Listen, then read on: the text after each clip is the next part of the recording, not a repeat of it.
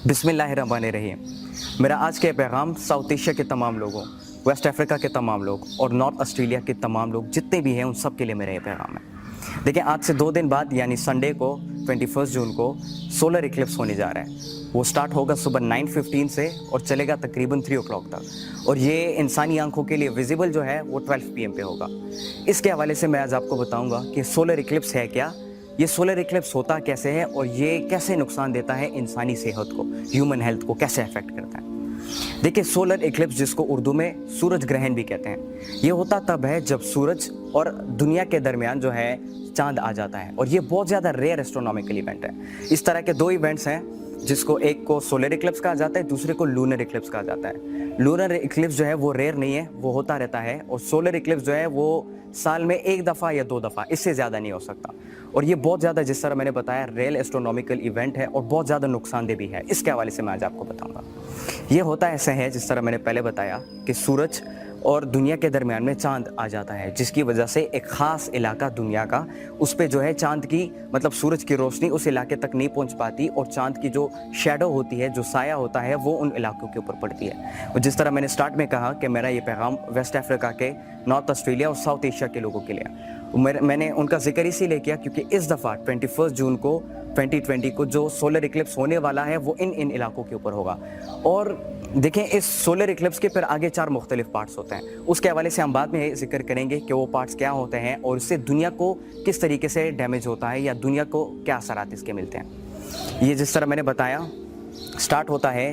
कि सूरज की जो रोशनी होती है वो बहुत ज़्यादा ज़रूरी है दुनिया में कुछ ऐसे पार्टिकल्स हैं या जो कुछ ऐसी चीज़ें हैं, कुछ ऐसी जानदार चीज़ें हैं जिनके लिए सूरज की रोशनी ज़्यादा ज़रूरी है। अब प्लांट्स की एग्जांपल आप ले लें। प्लांट्स अपने फोटोसिंथेसिस का जो प्रोसेस होता है, जिसके ज़रिए से वो फूड बनाती है, वो ग़िज़ा बनाती है, वो फल बनाती है, वो वेजिटेबल्स बनाती है, और वो फोटोसिंथेसिस का जो प्रोसेस होता है वो अमल तब में आता है, वो इम्प्लीमेंट तब होता है जब सूरज की रोशनी प्लांट को मिलती है। तो जब सूरज की रोशनी प्लांट्स को नहीं मिलती तो इससे क्या होता है, फोटोसिंथेसिस का जो प्रोसेस होता है ये बहुत ज़्यादा डिस्टर्ब हो जाता है। उसके अलावा सूरज से जो सोलर एनर्जी दुनिया तक पहुँचती है ये भी बहुत ज़्यादा इंपॉर्टेंट होती है। इससे आम हमारी ज़िंदगी में जो अशा का इस्तेमाल करते हैं हम, उसमें भी सोलर एनर्जी का इस्तेमाल करते हैं। उसके अलावा जो सोलर पैनल्स होते हैं हमारे, उसके लिए भी सोलर एनर्जी की ज़रूरत होती है, और अगर सोलर एनर्जी नहीं है तो बहुत सारी ऐसी चीज़ें दुनिया में जो कि रुक जाती हैं, काम करना छोड़ देती हैं। तो इसीलिए ये बहुत ज़्यादा नुकसानदेह है, जो कि इंसानों की सेहत को भी नुकसान होती है, और उसके अलावा इंसान जिन चीज़ों का डेली इस्तेमाल करता है उन चीज़ों को भी नुकसान देती है। सोलर एनर्जी यानी दुनिया तक नहीं पहुँच पाती क्योंकि चाँद सूरज के बीच में और दुनिया के बीच में आ जाता है। अब देखिए, यहाँ पर सूरज जो है ये एक किस्म की ख़ास रेज़ प्रोड्यूस करता है। सूरज की अपनी ख़ास रेज़ होती है जो कि बहुत ही ज़्यादा नुकसानदेह होती है इंसानी जिस्म के लिए। इसीलिए जो है कहा जाता है कि गर्मी के मौसम में जब भी आप घर से बाहर निकलते हो तो सनस्क्रीन लगा के निकला करें। अब सन की जो क्रीम होती है वो क्यों आप लगा के निकलते हैं, क्योंकि वो क्या करते हैं, वो क्रीम ख़ास बॉडी के लिए डिज़ाइन की होती है कि जब आप उसको अपने जिस्म पर लगाते हो तो सूरज की जो अल्ट्रा वायलेट UV रेज़ हैं या जितनी भी सूरज की रेज़ है वो आपको इफेक्ट नहीं करती। और इसके लिए अल्लाह ताला ने नेचुरली एक सिस्टम बनाया है, एक लेयर बनाई है ओजोन लेयर के नाम से, कि जब भी सूरज की रोशनी जो है दुनिया पे पड़ती है और जब भी वो रेज़ दुनिया की सरफेस में एंटर करने की कोशिश करते हैं तो अल्लाह ताला ने एक ऐसी कुदरत बनाई है ओजोन लेयर के नाम से कि जो कि उन रेज़ को रोकती है और उन रेज़ को दुनिया की जो सरफेस है उस तक पहुंचने से उनको रोकती है। अब क्योंकि हम इंसान जो है टेक्नोलॉजी का ज़्यादा इस्तेमाल करते हैं, गाड़ियों का, फैक्ट्रीज़ का, इन तमाम चीज़ों का ज़्यादा इस्तेमाल होता है, न्यूक्लियर जो है वेपनरीज के टेस्ट होते हैं, बॉम्बिंग्स होती हैं, जिसकी वजह से एक बहुत बड़ी तादाद में, एक मैसिव तादाद में पॉल्यूशन की प्रोडक्शन होती है। अब क्या होता है, जब वो पॉल्यूशन प्रोड्यूस होता है तो वो पॉल्यूशन जो है वो खला में जाके ओजोन लेयर में सुराख बनाता है, और जब ओजोन लेयर में सुराख बनता है तो क्या होता है कि सूरज की वो जो इफेक्टिव रेज होती है जो कि हद से ज़्यादा नुकसानदेह है इंसानी जिस्म के लिए, वो जो है ओजोन लेयर के उन सुराखों के अंदर से गुजर के आती हैं और जाके वो इंसानों के जिस्म को नुकसान पहुंचाती है, बल्कि इंसानों को नुकसान पहुंचाती है। और अल्लाह ना करे इससे इंसान को स्किन कैंसर भी हो सकता है और उनकी मौत भी वाक़ हो सकती है। अल्लाह हम सबको इससे बचाए। अब क्या है कि पॉल्यूशन की तादाद बहुत ज़्यादा बढ़ चुकी है, ट्रिलियंस की तादाद में पॉल्यूशन जो है क्रिएट होता है, चाहे वो वाटर पॉल्यूशन है, और सबसे ज़्यादा हिजेडियस जो पॉल्यूशन है एयर पॉल्यूशन, जिससे हमारे लंग्स को भी नुकसान पहुंच रहा है, हमारी ओजोन लेयर को भी नुकसान पहुंच रहा है, और सूरज जो नुकसानदेह जो हिजेडियस रेज प्रोड्यूस कर रही है उसके लिए भी एक रास्ता बन रहा है कि वो दुनिया में आ सके और हम लोगों को अफेक्ट कर सकें। तो सोलर इक्लिप्स के ये होता जिस तरह मैंने बताया, ये होता ऐसे है सिंपली कि चांद जो है वो सूरज की जो लाइट है, सूरज की जो एनर्जी है जो कि ज़रूरी है हम सब के लिए, उसको ब्लॉक कर देता है। और उसके ब्लॉक होने के बावजूद, क्योंकि दरमियान में से तो लाइट नहीं आ रही, लेकिन इर्द गिर्द से सूरज की लाइट आ रही होती है, जिससे बहुत ज़्यादा नुकसान होता है। मतलब फॉर एग्जाम्पल ये दुनिया है, ठीक है, ये चांद है,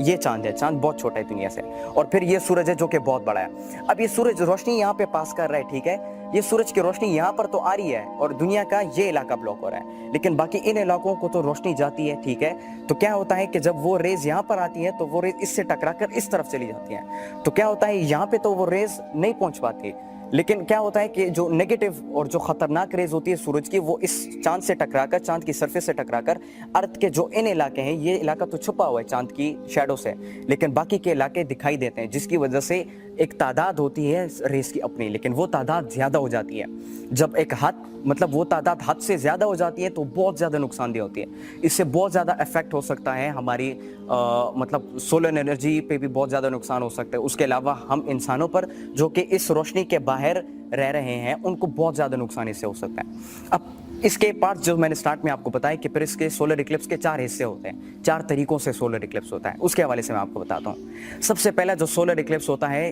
that is called partial solar Eclipse. अब पार्शियल सोलर इक्लिप्स क्या होता है, जिस तरीके से आपने चांद के हवाले से पढ़ा होगा, चांद के अपने शक्ल होते हैं, हाँ, जिससे जो है महीनों को भी काउंट किया जाता है। सबसे पहला चांद का जो मतलब एक दिन ऐसा आता है कि चांद आसमान में नहीं दिखाई देता, फिर उसके अगले 2 दिन बाद एक ऐसा दिन आता है कि चांद हल्का सा दिखाई देना शुरू करता है, जिसको क्रीसेंट चांद कहते हैं। अब वो क्रीसेंट जो है, जो चांद बहुत ही हल्का सा दिखाई देता है, उस तादाद में जो है रोशनी ब्लॉक हो जाती है दुनिया की, और बाकी सूरज की जो रोशनी है वो बाकी दुनिया की सरफेस पर पड़ती है। इसको पार्शियल सोलर इक्लिप्स कहा जाता है। फिर आपने देखा होगा कि चांद की जो मतलब साइज होता है वो क्रीसेंट से एक दिन बड़ा हो जाता है, थोड़ा सा मतलब 15% तक आ जाते हैं। क्रीसेंट 5% होता है, और दूसरा जो है चांद जब बड़ा होता है तो 15% तक पहुंच जाता है, and that is called annular solar Eclipse. अब वो एन्युलर सोलर इक्लिप्स क्या है कि वो चांद का 15% जो है दुनिया की रोशनी को ब्लॉक करता है, सूरज की रोशनी को ब्लॉक करता है, और बाकी की जो रोशनी है सूरज की वो पूरी दुनिया तक पहुंचती है। और जो तीसरा वाला है, that is called the total solar Eclipse. अब टोटल सोलर इक्लिप्स क्या होता है कि जिस तरीके से नया चांद आता है ना, नए महीने में चांद पूरा दिखाई देता है, तो टोटल सोलर इक्लिप्स में पूरा का पूरा चांद जो है वो दुनिया और सूरज के दरम्यान में आ जाता है और सूरज की रोशनी को ब्लॉक करता है, जो कि बहुत ज़्यादा इफेक्टिव होता है। लेकिन इन तमाम चीज़ों को अगर आप आपस में मिला लें तो इनका इतना नुकसान नहीं होगा कि जितना चौथे पार्ट का होता है, जिसको हाइब्रिड सोलर इक्लिप्स कहा जाता है। अब हाइब्रिड सोलर इक्लिप्स क्या है? हाइब्रिड सोलर इक्लिप्स ऐसा होता है कि एन्युलर यानी आधा चांद पहले आता है, सूरज की रोशनी को ब्लॉक करता है, लेकिन वो आधा चांद बढ़ता जाता है और वो उसी एक दिन के अंदर, उसी खास वक्त के अंदर वो जो है टोटल सोलर इक्लिप्स में बदल जाता है। मतलब आधा चांद जो है वो दुनिया की रोशनी ब्लॉक करता है, लेकिन फिर वो पूरा चांद बन जाता है, जिसको हाइब्रिड सोलर इक्लिप्स कहा जाता है। And that is the most hazardous solar eclipse, क्योंकि ये जो यूवी है, ठीक है, जो अल्ट्रा वायलेट रेज है, यूवी रेज है सूरज के, उसको मतलब एक रास्ता दे देता है दुनिया में बड़ी तादाद तक पहुंचने के लिए। अब जब वो अल्ट्रा वायलेट रेस जो कि हद से ज़्यादा हेजेरियस है, मतलब ultra violet rays, UV rays ऐसी चीज़ है कि जिसको किसी भी फॉर्म में नहीं देखा जा सकता, और साइंटिस्ट ने आज तक किसी भी फॉर्म में उसको मतलब एक्सप्लोर नहीं किया, उसको डिस्कवर नहीं किया कि ये कितना है और इसका मतलब जो मैसिव डिस्ट्रक्शन हो सकता है, बड़ी तादाद में जो डिस्ट्रक्शन हो सकती है वो कितनी बड़ी हो सकती है, इसको आज तक जो है फाइंड आउट नहीं किया गया। क्योंकि हाइब्रिड सोलर इक्लिप्स मतलब सदियों में, हज़ारों सालों में कई एक दफ़ा हो जाता है, बहुत कम होता है ये, लेकिन ये बहुत ज़्यादा खतरनाक सिचुएशन होती है। अब 21 जून को जो इक्लिप्स होने वाला है वो एन्युलर सोलर इक्लिप्स है। मतलब वो आपको नुकसान तो देगा, लेकिन ज़्यादा तादाद में नहीं देगा, कम तादाद में देगा। ये जो है सोलर इक्लिप्स के पार्ट थे, और मैंने आपको बताया कि किस तरीके से सोलर इक्लिप्स होता है। अब इसके इफेक्ट्स के ऊपर बात करते हैं कि किस तरीके से नुकसान देता है और इसके नुकसान से हम कैसे बच सकते हैं।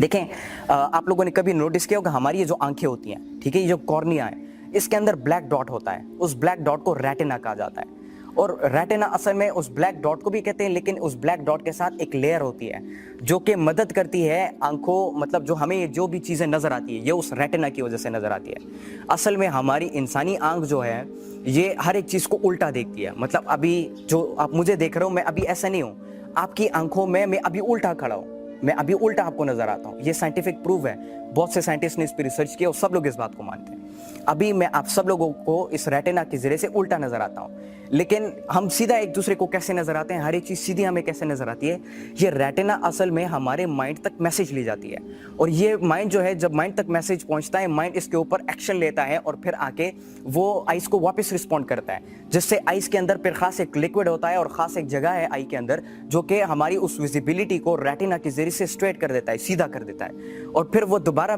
दिमाग को पैगाम पहुंचाता है, और फिर दिमाग के ज़रिए से हम जब प्रोसेस करते हैं, हम उस चीज़ को सीधा देख पाते हैं और हम ये अंडरस्टैंड कर पाते हैं कि अच्छा ये अभी मेरे सामने जो है लोग बैठे हैं, या मेरे सामने कोई खड़ा है, या मैं कोई पौधा देख रहा हूँ, या मैं कोई कलर देख रहा हूँ, चाहे ग्रीन कलर है, रेड कलर है, जितनी भी चीज़ है, ये इन चीज़ों से हमें नज़र आती है। तो जब क्या होता है, जब सोलर इक्लिप्स होता है,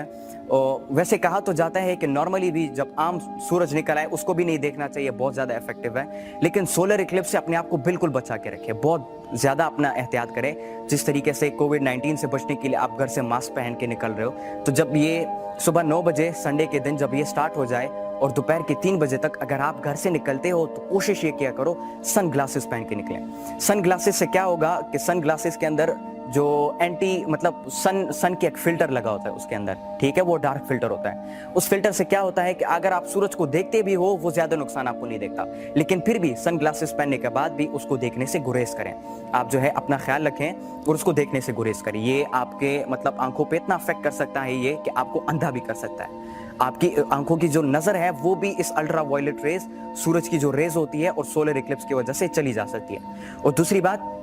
कि जब ये जो रेज होती है, ये सूरज से जो रेज आती है, जिस तरह मैंने पहले बताया, ये इंसानी स्किन के साथ जब टकराती है तो क्या होता है, स्किन कैंसर पैदा हो जाता है। अल्लाह ना करे, जब स्किन कैंसर पैदा होगा तो ये बहुत ज़्यादा मतलब एक बड़े लेवल तक भी पहुंच सकता है और इससे इंसान की मौत भी वाक़ई हो सकती है। तो इसीलिए जब आप घर से बाहर निकलते हो अपने आप को कवर करके निकलें, ठीक है, सनस्क्रीन लगा के निकलें, और उसके अलावा अगर हो सकता है डेफिनेटली अपने खामखा जिस तरह मास्क पहनते हैं तो उसी तरीके से सन ग्लासेस को भी इस इक्लिप्स के दरमियान पहनना लाजमी करें। ये मेरा आज का पैगाम था, और इंशाल्लाह अगले सेशन में मिलेंगे एक नई चीज़ के साथ, और ज़रूर इन बातों पर आप अमल करें। अल्लाह हाफ़िज़।